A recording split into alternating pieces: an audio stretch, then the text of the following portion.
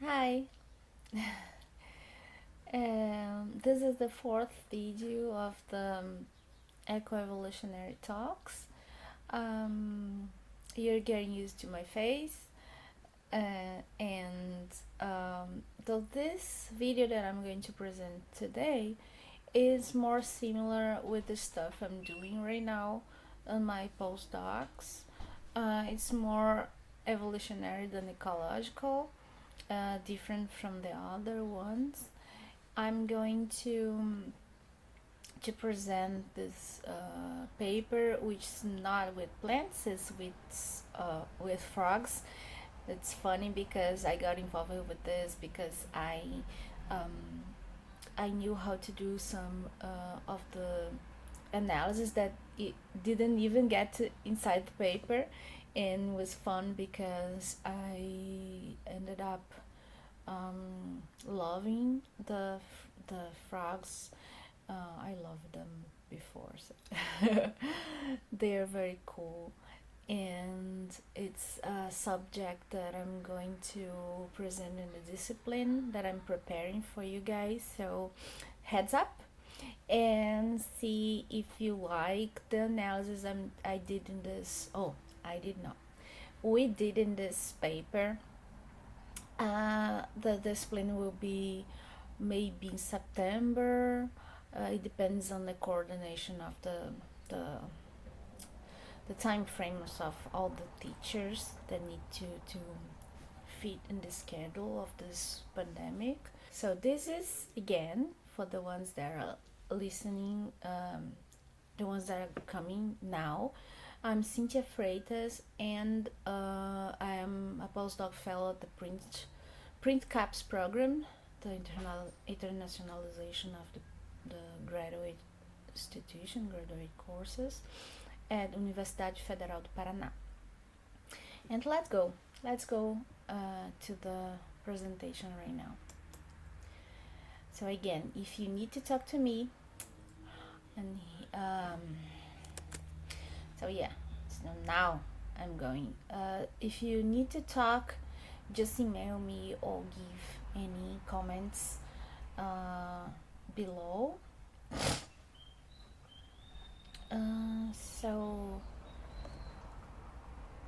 So as I told you, we are changing from plants to amphibians, and this paper, which is led by Elisa Pereira, very accomplished PhD student back then, and now a postdoc, a colleague of mine. So she was interested in the evolution of the Anuran foam nest, which is this structure here. So everyone walking in the woods might have encountered this structure here. It's a foam, like a bathtub foam. Funny because there is lots of Anuran eggs inside. So she was interested in the trait conservatism and lineage diversification.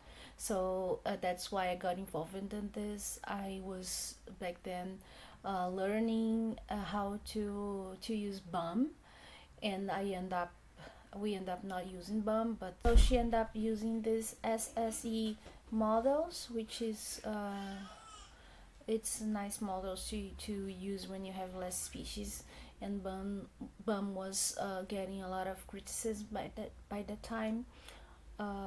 Anyhow, so we have here one exemplar of Hacophoridae, which is one of the families we used, and here we have the foam nest they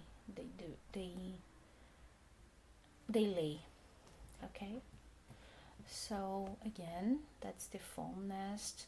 So the evolution of a new trait, like the behavior of beating the substance with the eggs and forming this foam to protect the eggs, such this trait has the potential to generate ecological opportunity by promoting by providing species access to physical, ecological, and evolutionary spaces which were not previously reachable. So, such traits are referred to as key innovation. So, foam nest might be a key innovation trait. So, these special traits, they have the potential to generate adaptive radiation. So they have the potential to ignite species diversification. So the definition of key innovation is that a trait that might promote diversification either by increasing speciation or decreasing extinction rates. Uh, so, uh, so also there is so we are investigating the potential of the foam nest to increase Anuran diversification, right? So we use four families of Anurans: Leptodactylidae, Limnodynestidae, Cophilidae, and Hacophoridae. Our hypotheses were that the foam nest is conserved along the phylogenetic signal in the sense that they present phylogenetic signal.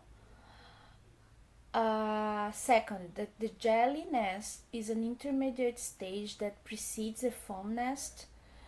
The jelly nest is a similar substance of the foam nest, but it doesn't. The species that lay eggs in the jelly nest doesn't um, beat their hinder legs, so the jelly doesn't form foam.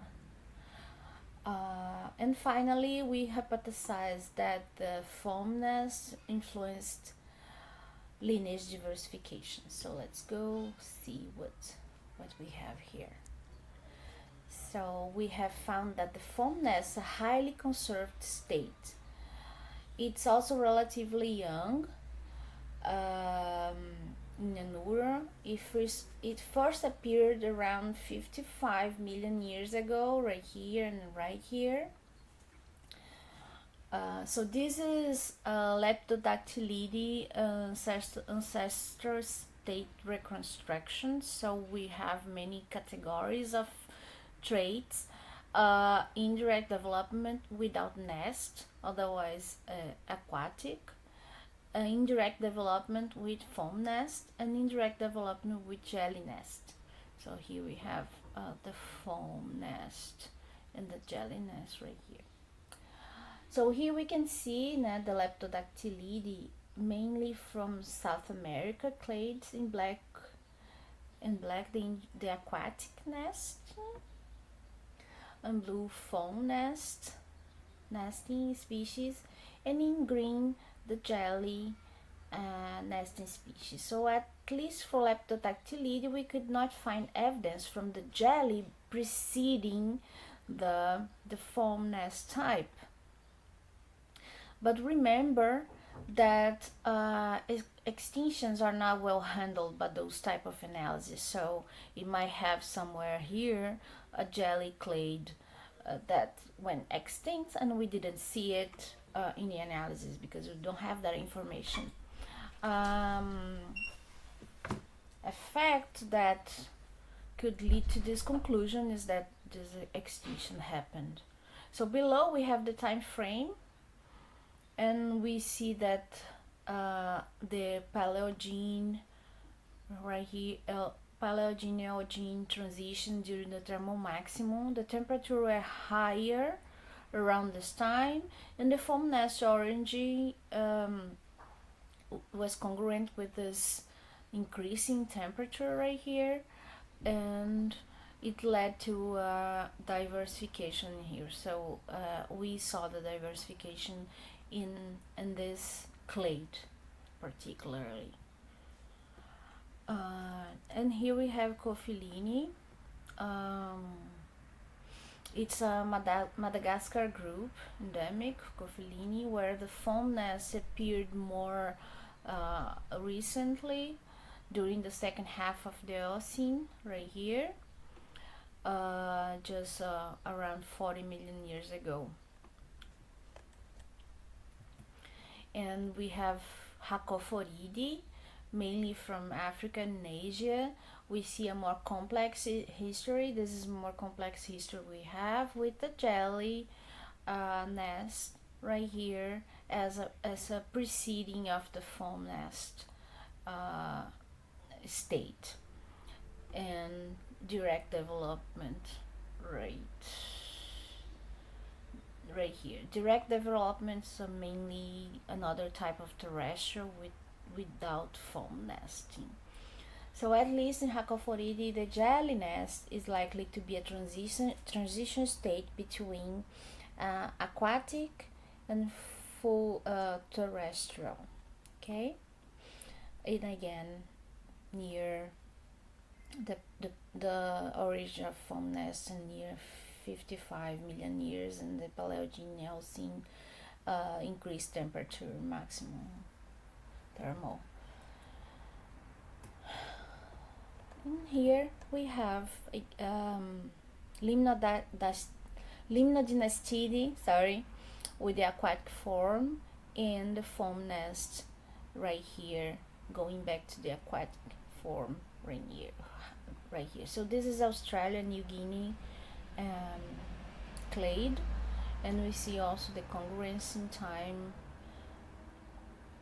and the formation of the fully foam nest, 45 million years in the second half of the Eocene period. So overall, the ancestral state reconstruction show that the foam nest is considerably conserved in the 4 groups, presenting strong phylogenetic signal. Let's go to some conclusions. The most probable ancestral reproductive strategy for the 4 lineages here is aquatic, okay, transitioning later to foam nesting, at least in Leptodactylidae, Limnodynastidea, and Cophilini. Only in Hacophoridae we see that the jelly nest is intermediate stage between aquatic and the foamy nest. In Leptodactylidae we see the jelly nest came from the foam ancestors, but again, extinction could have led to that pattern. And finally, we see a weak evidence of foam nest to affect diversification in Leptodactylidae. We cannot say that the foam nest is a key innovation, but if we broaden the definition, foam nest may be a key innovation because helped Anurans species to persist under climate oscillations such as that around 55 million years ago, where the temperatures were higher, and we saw that evidence for diversification in Leptodactylidae. Okay, I'd like to thank you all for watching, and all the institutions that make this video possible. Thank you very much. See you next video, and I hope you like it.